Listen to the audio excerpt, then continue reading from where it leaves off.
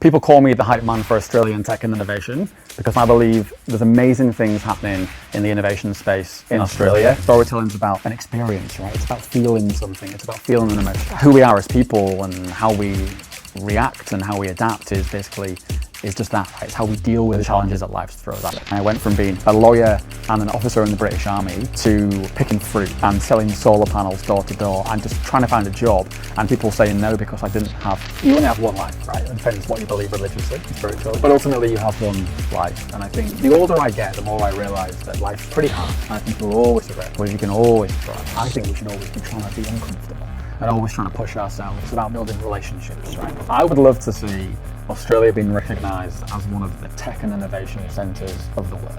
The beauty about tech and innovation space in Australia is that it's very relational. Your LinkedIn is the only part of your digital reputation that you can control. It's about being genuine to yourself. I'm lucky that those are my two big core characteristics. Be honest with yourself, be honest with what you think your strengths and weaknesses. Where big dreams meet bold action. Where we share real stories, actionable insights, and the inspiration needed to transform your ideas into businesses.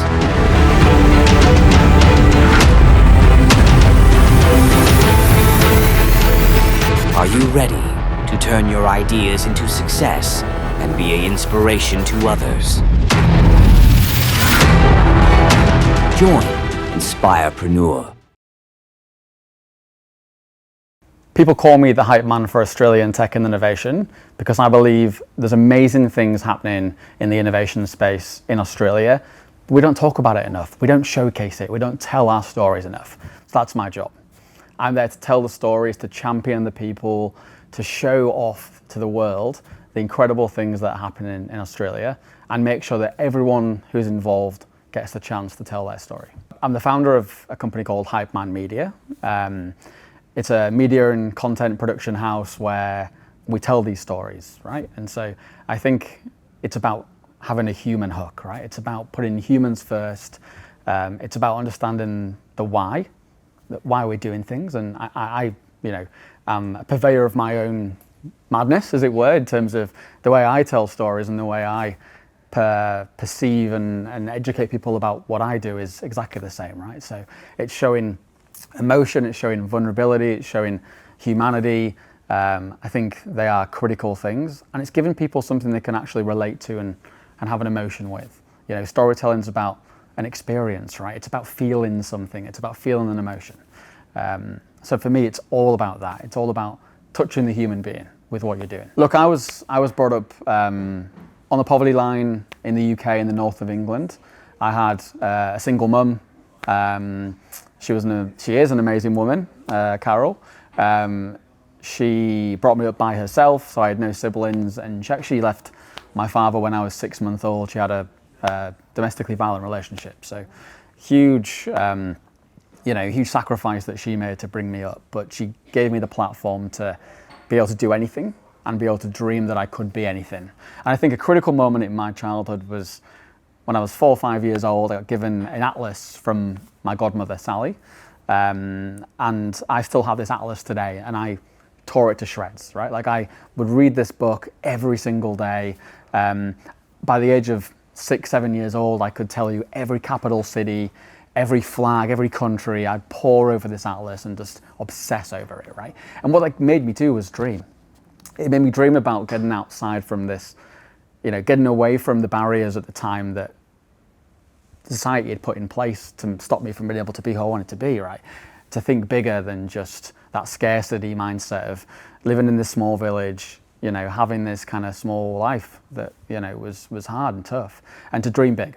And so I got this really from a very young age, and that's why travel for me has always been, one of my true norths, right? It's always been something that I've got back into. I've been to 68 countries. I've lived in sort of 7 or 8. I've managed to work across, international borders in different roles.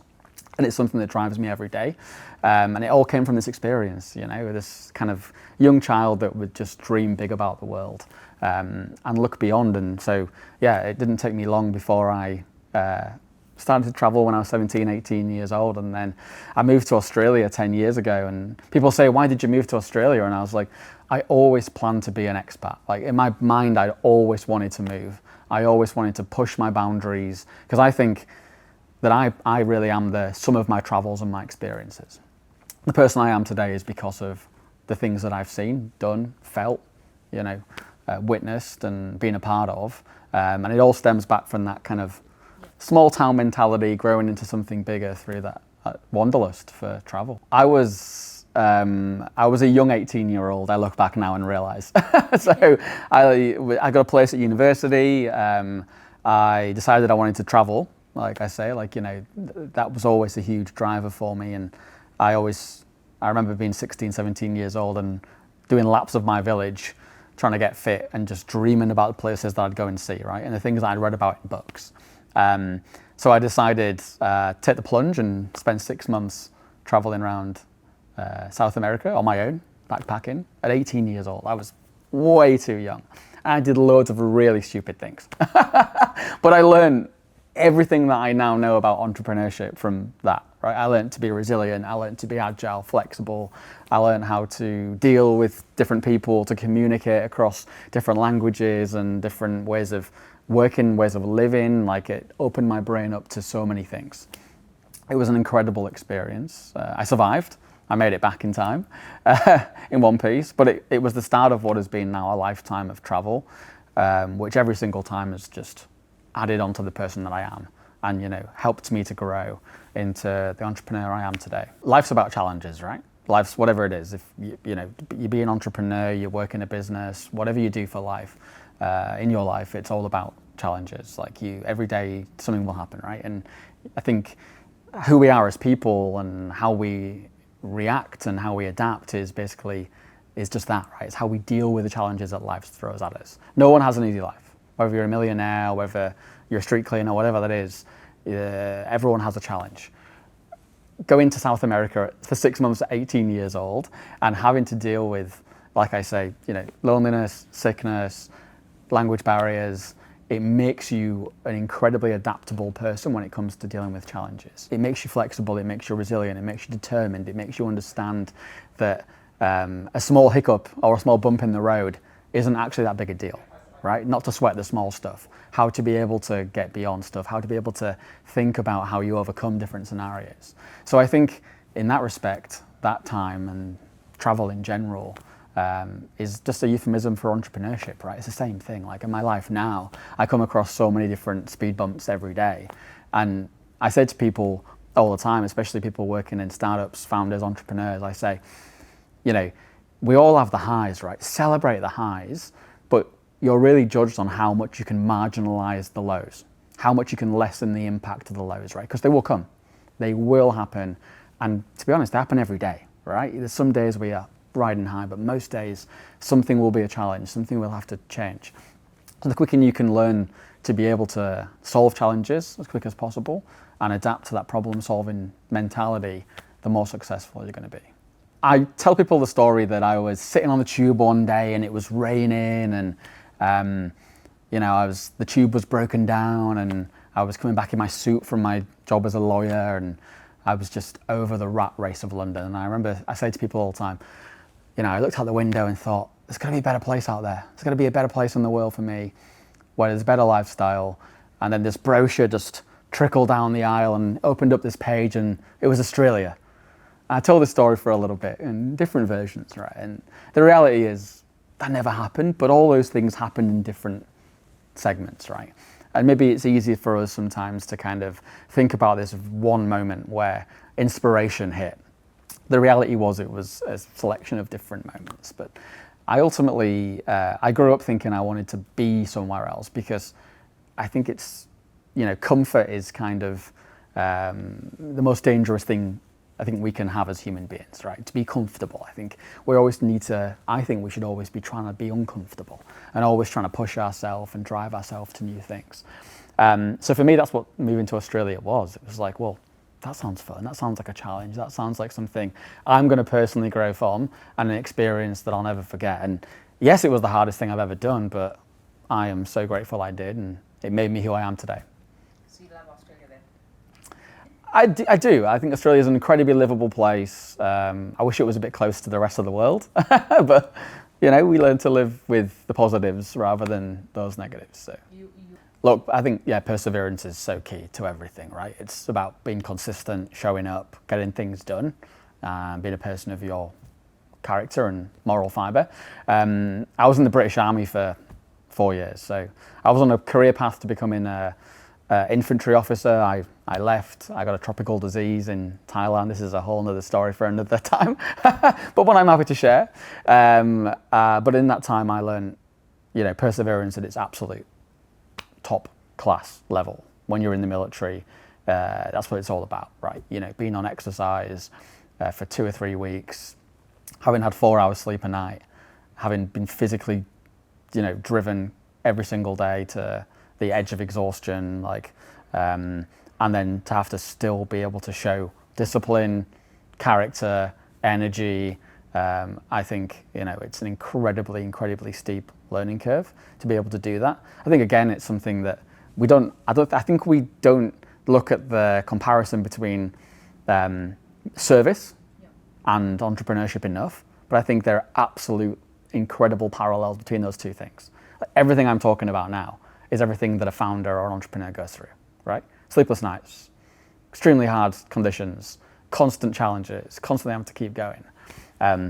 So for me, like, being able to adapt to that from a young age in the military has made me incredibly efficient and productive for the rest of my life.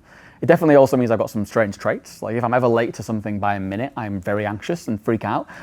It's definitely a military side effect. But in you know, in that time of my life, like, the lessons that I learned then about how to conduct myself in a professional manner have done me 10 times over now in my entrepreneur life. Yeah, exactly. Look, there's so many moments in that. So I was in the military for about 4 or 5 years. So many moments there where it was just, you're sitting at 4 in the morning looking out into -10-degree snow in northern England, trying to stay awake because someone might come and attack you at any minute. And you're sitting there thinking, what the hell am I doing here? But you look back on those moments now, I look back on them so fondly about what I learned and what it made me and who it made me and the core lessons for life that came from it. And I wish I could go back sometimes, you know, and push myself in every single way again, because the military pushes you. It's not just physically, right? Not just mentally and physically. It's also incredible in terms of leadership, incredible in terms of learning, communication, in terms of just being, like I say, a human being. So, incredible experience. Look, I myself, I'm very privileged to be a white male. You know, I will absolutely admit that, but I didn't grow up with a lot of privilege. You know, myself, like, I grew up on the poverty line, like, with a single parent. I was bullied as a kid because I had a single mum. Like, a time when you think that community should get around you and support you, it was the opposite, right? Like, it was a bit more taboo maybe in the 80s and 90s. So I grew up thinking that opportunities didn't exist for me. And I never wanted that to happen to other people, right? And talking about the military, I started in the army as an officer, and the first night I was in the camp, I got woken up at 2 in the morning by the 6 guys I was staying in the dormitory with. And they were arguing about which school was better, Eton or Harrow. Now, they're the 2 best schools in the whole of England. Every prime minister for the last 200 years has come from one of those 2 schools. I went to a working class state school where maybe 20 kids out of 200 went to university, you know, so completely opposite. And it got me realizing that this is 19 years old. I realized that this is what privilege looked like, right? These people literally had hundreds of years of generational wealth, and I did not. And yeah, I'd been, in the grand scheme of the world, I was extremely lucky to grow up in a safe environment like the UK, but I never felt like I had connections. You know, I never had a dad to help me to even do the most basic things like learn how to shave, or, you know, here's how you get a job, here's how you do these things. My mum was incredible, but I missed a big part of that side of my life. So for me, it was like, I felt that, you know, and then moving to Australia as a migrant, I felt it again, because I came and started to start from scratch. Like, I had no network here. I had no family, I had no friends, anything, right? So it was literally starting from day one. I went from being a lawyer and an officer in the British Army to picking fruit and selling solar panels door to door and just trying to find a job, and people saying no because I didn't have a full-time visa. I was a temporary migrant, right? So I couldn't find work, and it was just crazy at 26 years old, having this professional life and starting again. And so again, I realized I don't want people to feel that way. So coming into the entrepreneur space, you know, there's stats around females being overlooked. Obviously, First Nations people don't get the resources they need.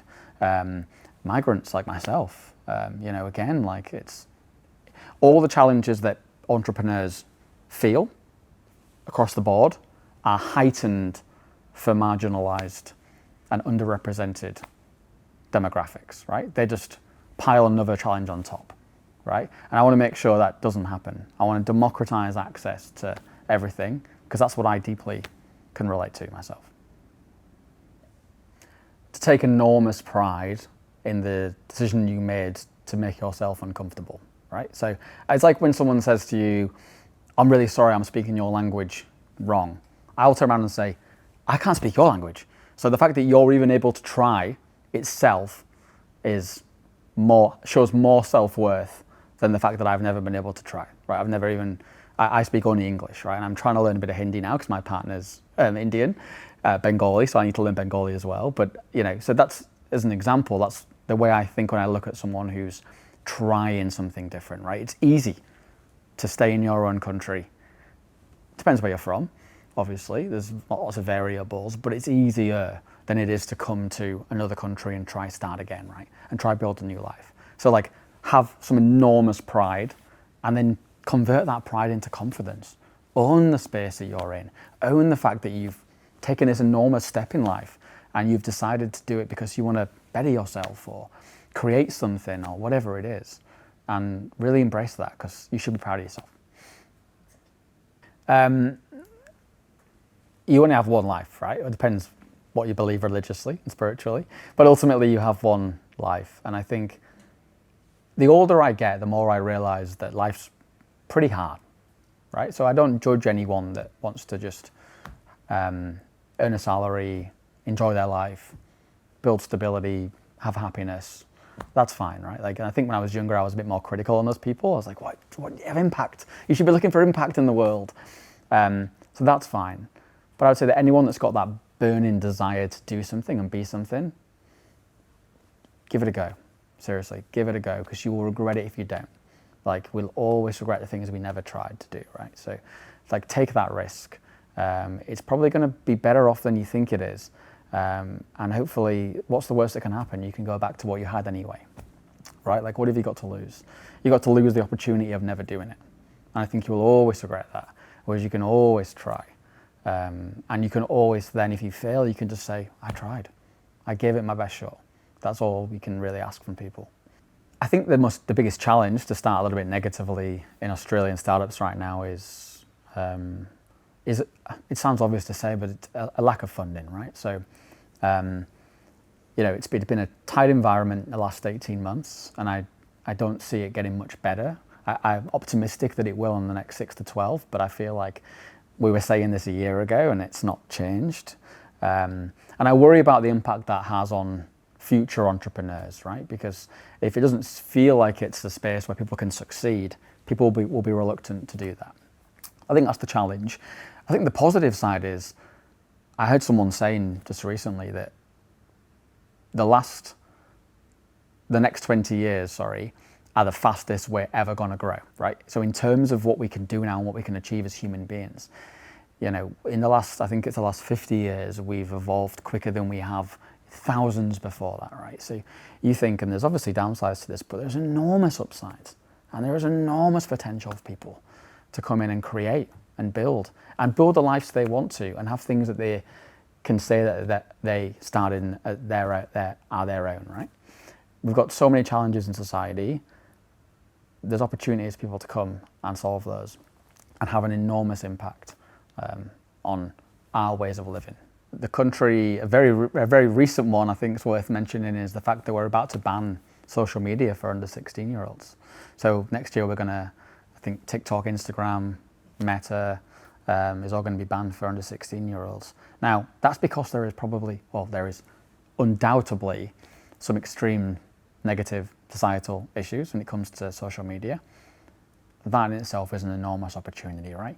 We've got a demographic of people now that live their lives on social media, right? I'm one of those people. Like LinkedIn and TikTok, I'm always on those two platforms all the time, right? I'm used to it, it's habitual. It's part of our DNA now and our fiber as human beings to have that connectivity, but it's got some enormously negative impacts. There's so many opportunities there to create something better. Things like Blue Sky that are getting created now as opposed to X, right?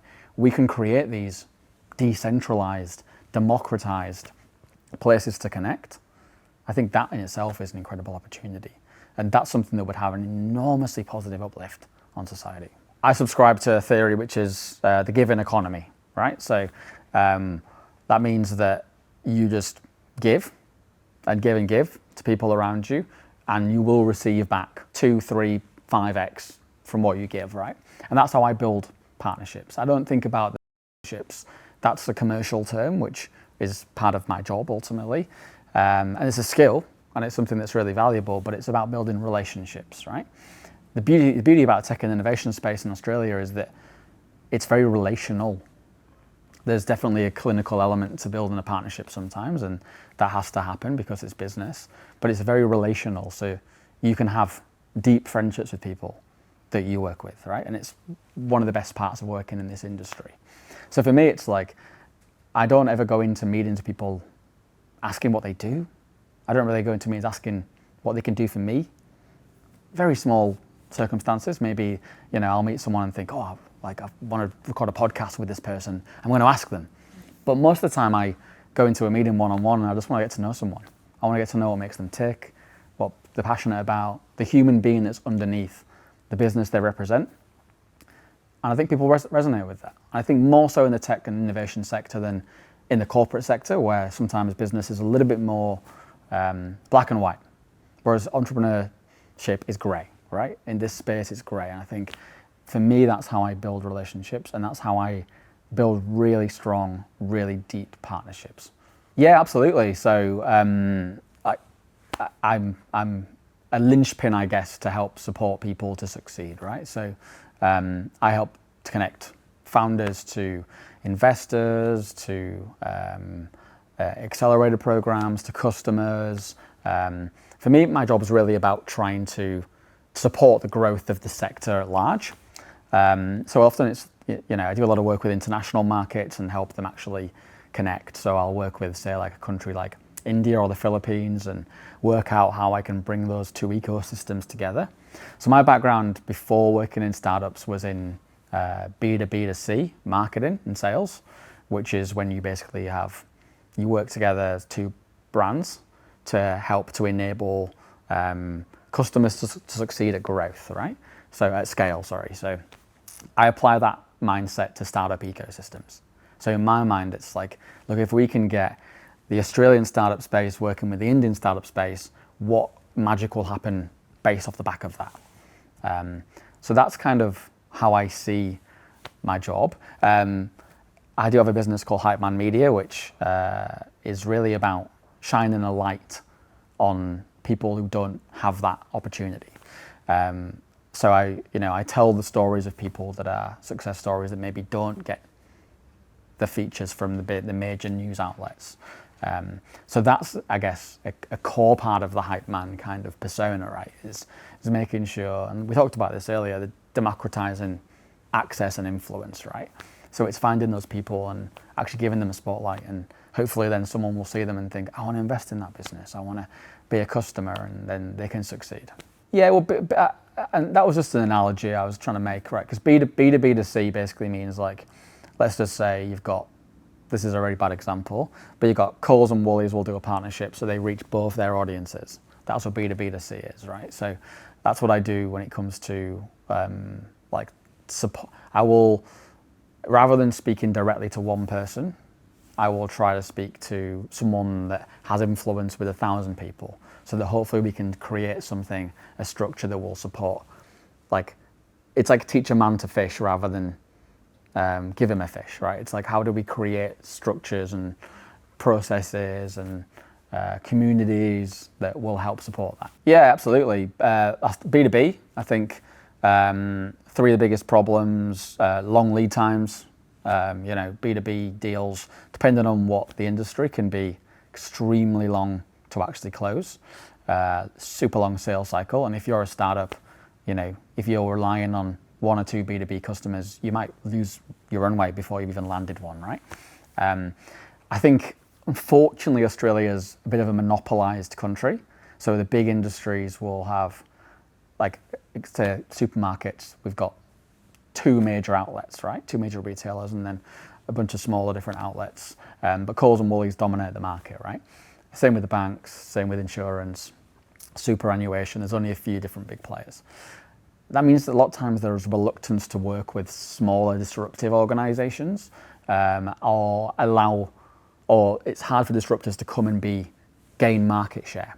And that will happen in terms of when you're trying to actually execute B2B marketing or B2B sales, right? I think that's also a real downside.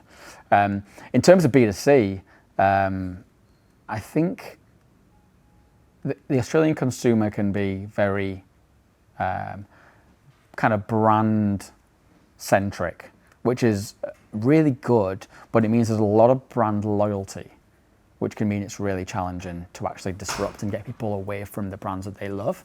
And I think also we've got a really heavily B2B focused investment mentality, right? Like people always talk about in Australia, venture capital will look to invest in B2B SaaS, so software as a service. So I think if you're a B2C startup, it's really hard to get an investment. I think that's also really challenging. Look, firstly, I think, I work with a lot of the investment industry in Australia, and they're all amazing people and they do amazing work, right? And I think a lot of people generally care about making great impact. And I think that's really critical to start off by saying. I think ultimately we've got a very nascent investment industry in Australia in terms of it's still quite young, right? I think it's still quite risk averse, and it's probably getting more risk averse as the economy sort of tightens in the last 18 months. And I think we've got a little bit of a negative narrative when it comes to investment, right? People think, great, I'm going to raise VC money, I'm going to get the money, and that's a success story, right? It's like, and sometimes you will see this in the media. It's like X company raises money, and it's almost like, cool, job done. I've raised capital. The job starts then. That's when you actually start working, right?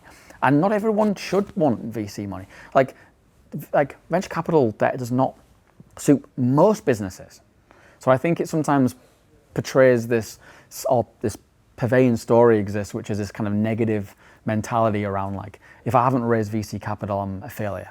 Whereas like, we should be showcasing the businesses that are making $6 million of revenue that have never raised them a dollar. They've just customer-driven growth, right?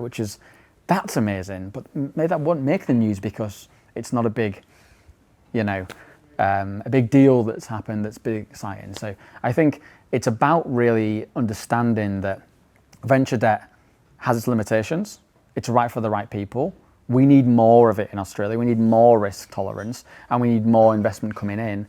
But there is also a plethora of different ways to build a business and have success beyond just actually taking venture capital money. I think we've got to think bigger, right? I think we've got a pretty well-known concept here called tall poppy syndrome, which I think basically means that we don't like to, but we have a tendency to kind of cut people down who are successful, right? And I think often that leads to us trying to be a bit humble, to try to be happy with kind of what we have, and we don't maybe take as bigger risks and want to grow bigger. So I think Australia has an opportunity to try to do that, to try to think bigger, to try to go better, to compete on a global scale. We've got so many great things that are happening in this country. Sometimes we just don't talk about them as much as we should because we hold ourselves back from within. So I think we need to do that. I think we need to also be better at collaborating with countries overseas in the tech and innovation space, right? This country's been built on pulling things out of the ground. It now has to try to really go all in to make sure that it invests in creating a long-term tech industry, because that is ultimately where the future is. Yeah, it doesn't change across the world. It's the same, right? It's literally like, you got an idea, try it, like validate it, you know, actually go out and give it a go. Like, you don't, like the scariest thing I see sometimes is when I see people who have, you know, invested tens of thousands of dollars into building something without even testing it. I'm like, go and build the most minimal viable product you can and take it out and see if people like it, right? That's literally the very first step. And that might be just going out and actually talking to people and giving them an idea of what you're trying to build, right? It doesn't have to necessarily even be a product. You can go out and say to your friends and family and your peers and walk into a startup event and find someone and say, hey, here's an idea I'm thinking about. What does that sound like to you, right? So that is absolutely the number one thing to go and do. Second thing is your customer research, right? Think about who your ideal customer is, put yourself in their shoes. A lot of founders build for themselves. It's great. You're the customer. You understand what you want and what you desire, right? And the third thing is really just about, how does this make money, right? How do I commercialize this? A lot of people start solving this problem, start trying to fix this thing, and never think about the fact that it has to be commercial to be a business, right? There's charities, there's social enterprise, there's very different business models, but ultimately you need to find a way to make it sustainably profitable, right? So it's thinking about these three things first as you're starting to put that idea stage out, is how you're going to be able to get something physically to market. It's really challenging, to be honest. It really is. And sometimes I fear that I go too far one side or the other. I've got a business coach, Simi Riot. She's incredible. And we did a huge deep dive into my personality about a year ago. And it came back with two words, which were fun and impact. And I think like they are the two sides of this question, right? Which is, how do you balance that kind of really personable, energetic, fun side, and also how do you have that side where you want to get things done, you want to have impact, you want to be professional and achieve things. And for me, it's about being genuine to yourself. I'm looking at those are my two big core characteristics. Now I know that I can be genuine, I can be authentic, and those two things come across to people, right? And I think that I probably spent in my 20s, I probably spent a lot of time thinking about, I've got to be a certain person. I've got to act a certain way to get respect. I've realized the older I get, the more I'm just myself, the more people like me, and the more success I have, and the better relationships I build, and the better personal brand I have. And so it's about understanding who you are, and then just doubling down on that, right? I do a lot of personal branding workshops for people, and I get people to do exercises where they work out. So I say to people, go and talk to 20 people that you know, ask them to describe you in 3 words. And then look at those 60 words you get and start to spot the diagrams, right? Spot the trends, see which ones come up all the time. That's your personal brand. That's how you're perceived by people externally. Then of the things that you've got, the ones that are positive, 10x them. Just amplify them to everyone, right? The things that maybe not so positive, lessen their impact. And that's how you succeed, and that's how you build a strong personal brand and can marry the two things. I'm just lucky because my core elements are both. They're light and they're also serious. And I'm able to kind of balance those through the work I do. And that's not everyone, right? Not everyone has a naturally fun personality.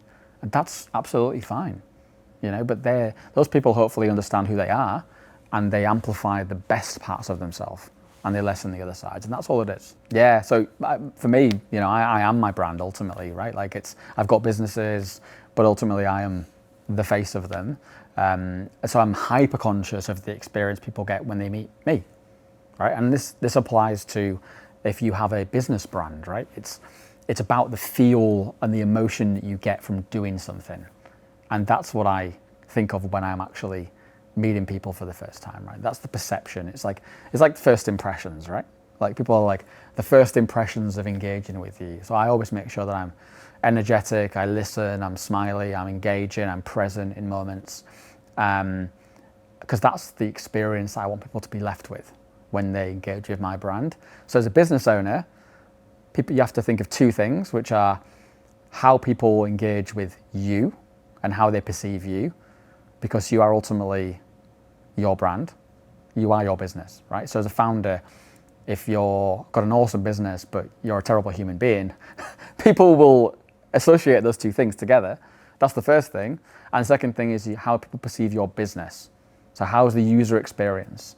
We've all been on websites that we jump on and we're like, this is horrible user experience. No matter how good the product is, you'll think about that when you think about going to that website again or buying that product again, right? So, we buy from people, and we buy from an emotional connection to something. That's why brands exist, be that personal or professional. So you need to make sure that you tap into that experience and tap into that emotion, and you tailor what you do to make sure it's the best one. LinkedIn, and this is a quote from someone else that I've taken, and I think it's an incredible quote. A guy called Roger Christie, shout out to him. He said that your LinkedIn is the only part of your digital reputation that you can control. So you think, if you Googled yourself, anything could appear, right? Anyone could have written anything about you. Pictures, whatever it is, there's things all over the internet. You could just Google yourself and 100 things about someone else came up that has the same name as you, right? And it's hard for people to know. LinkedIn, we control that. That is our own way of showing our narrative to the world. So it's so critical. It's also something that goes way beyond sitting in a room and talking to someone, right? Like, this is our way to scale our personal brand. I regularly meet people, I think sometimes 20, 30 people a week that will come up to me and say, I know you from LinkedIn. I'm reaching those people with whatever I'm doing without having ever met them sometimes, or I'll meet someone and engage with them and connect to them on LinkedIn, and then they see my whole life journey and everything that I stand for, who I am, what I do, what business opportunities I have for them to deal with. So it's so critical in the modern world to have this profile that will hypercharge who you are and give you a scalable way to connect with the world. I travel a lot. Wherever I go now when I'm working, I'll put it on LinkedIn a week before and say, hey, I'm going to Mumbai. Who can connect me with people in Mumbai? I'll get 70 messages from people saying, meet with my friend, go engage with this person, talk to this person. So for me now, it's almost like I've got my own travel guide around the world of these people. So there's so many incredible use cases for having a LinkedIn profile and having an active one and leveraging it properly. You're building your audience, you're building your community. They're your people that support you and how you grow. Yeah, I would say, building a profile is just, it's the most basic part, right? It's like, have a profile that exists. I think it's what you do with it is the most important thing, right? It's about being consistent in your personal branding. So getting to know who you are and then telling that story to the world, being consistent in how much you post, being active and engaging with people, right? Engaging through the comments, engaging through content, having an opinion, showing that you've got thought leadership in the industry you're in. So I think it's really about how you use it rather than actually having a profile, right? It's about just starting to be creative. People call, people who use LinkedIn regularly now content creators, just like in other social media applications. It's the same thing, and that's because they are creating, right? So go on the platform and create. And don't be afraid. Start to engage with people and you'll get great success. Exactly, right? That's how we met through LinkedIn. Because I was putting out into the universe that of all the things that I do, and you reached out and said, we'd love to get you on this. It's just, so that's where it all starts, right? So it's about being brave and being courageous and putting yourself out there. And you will, like I say, give in, and you'll get back in spades. Be honest with yourself. Be honest with what you think your strengths and weaknesses are.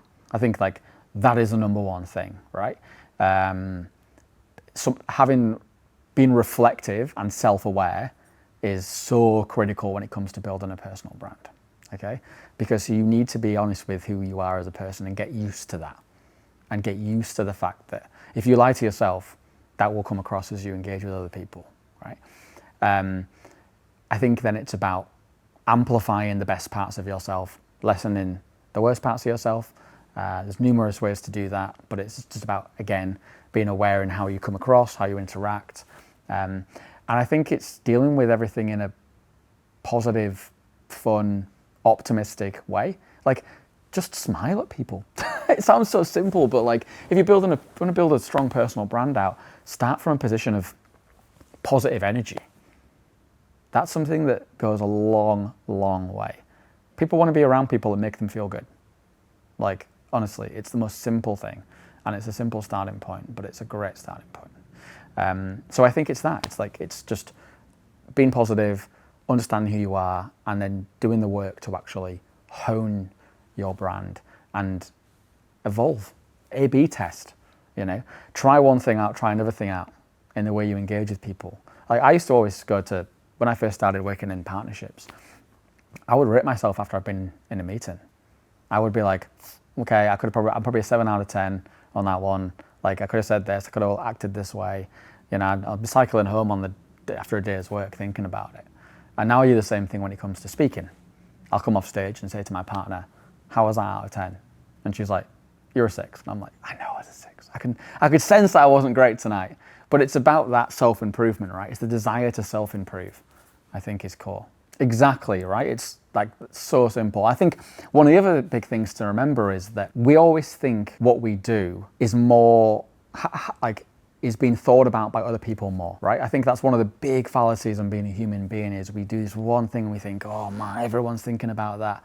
I can't believe it. The reality is hardly anyone's noticed, right? So I think once you get used to that, and I remember when I started public speaking, that was something I was thinking, I'd sit in the audience, I'd be terrified of the prospect of speaking on stage. I thought, what if I make one small mistake?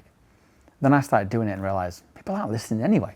And it's about being authentic anyway, really. So the sooner you get used to that, the more you realize. And it's the same thing with building a personal brand, right? Like you say, people get tied to an emotion about who you are. And if you're vulnerable and you show honesty and authenticity, it comes across well. Oh, that's a great question. I would love to see Australia being recognised as one of the tech and innovation centres of the world.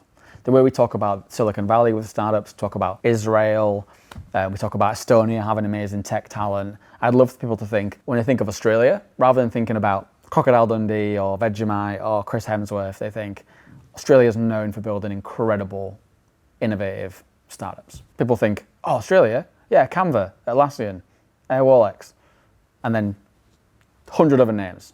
That's what I'd love to see Australia be. Yeah, I think, I think there's enormous lessons to learn from everywhere in the world. I think that's the most important thing about professional travel, is what you can learn and bring back to the country that you're in, I think South Korea is super interesting because they've almost manufactured an industry, an ecosystem, and in innovation, and like you say, in pop culture and various different things.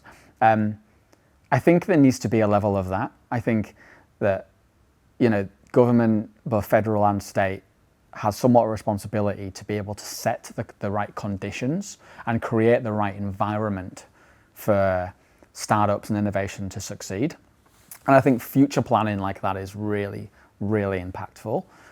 I do sometimes take umbrance with the mentality that government has to fix everything, right? I think the private sector has an enormous responsibility as well. A great example would be Station F in France, which is the biggest incubator in the world. I wrote an article about this recently. I went there last year as part of a delegation, which was amazing.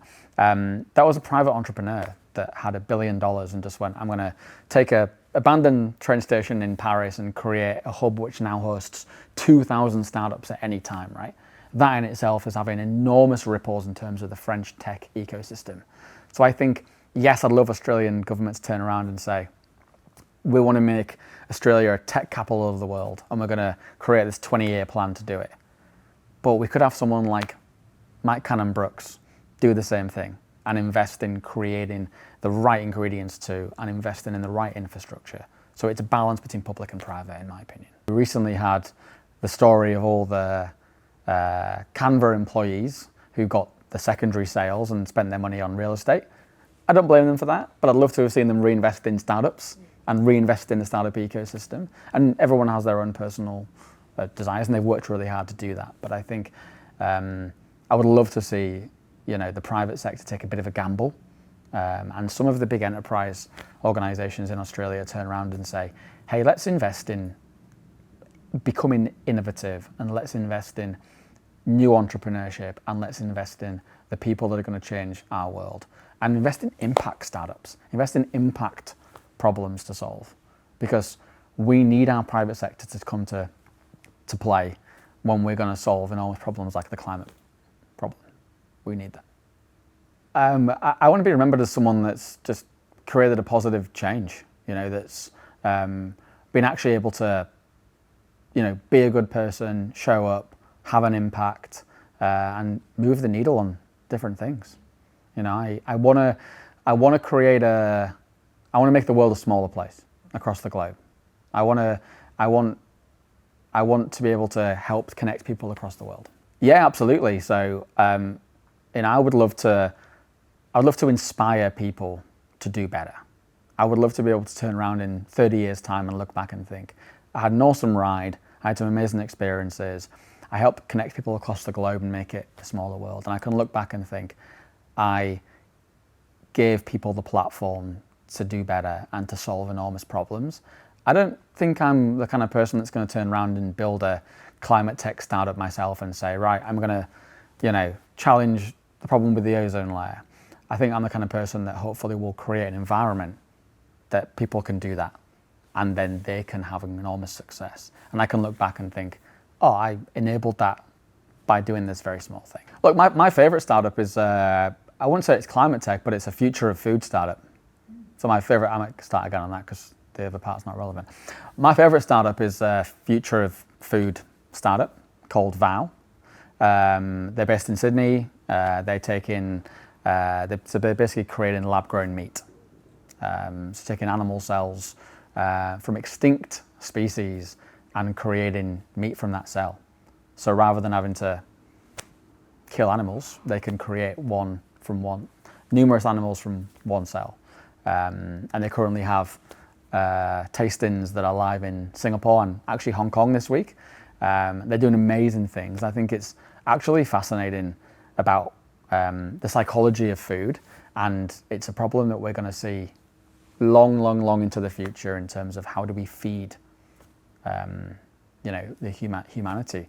So I think they're doing incredible work in that space. No, so they're creating things like, they've got a Japanese quail parfait they've created, which is from an extinct Japanese quail. So it's manufactured meat in a laboratory, but it's amazing. Yeah. So it's currently not available to be eaten in Australia. It's only available in Singapore and Hong Kong, but they do intend to make it a global product.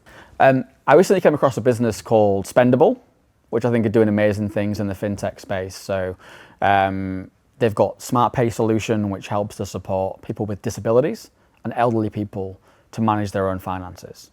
So let's just say someone's got a disability and they're not able to usually use a traditional banking method.